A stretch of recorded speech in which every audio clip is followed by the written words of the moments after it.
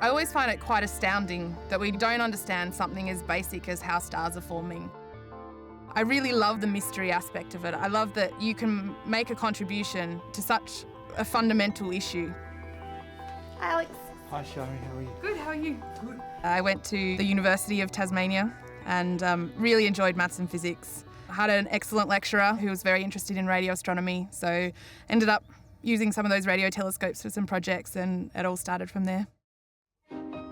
This is the Parkes 64-metre radio telescope. It's quite unique in its structure. You can see that there's a tower below where the actual dish part is sitting. So when you observe from here, you sit in that tower, you can feel the dish move, you can hear it move. It's just a really wonderful telescope. It was really intimidating coming here for the first time. It's such a big telescope, and you know that it's so important, the observations that you're making.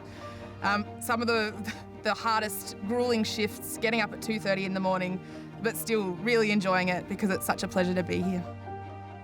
When you think about how a galaxy is made up of many stars, you can see that everything is kind of tied together.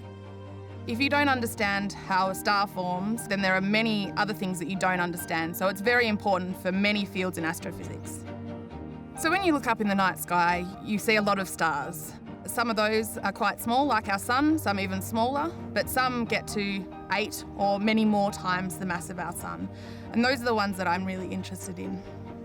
A lot of my work has been focused around trying to trace out the evolution of high-mass stars. High-mass stars can be quite difficult to study because they form in these regions of really dense gas and dust. So what's that emission I see over there? That's one of the methanol masers from the methanol multibeam survey. I use masers in my work predominantly. Masers you can think of as like a radio equivalent of a laser, and these are formed naturally in the regions where high-mass stars are forming. So what we think that we can do is use these masers and the different types that are produced to trace out the timeline.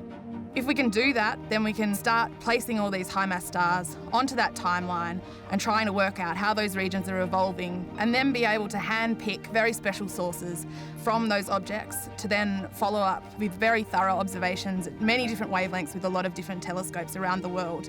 And hopefully that will enable us to work out how these big stars are forming.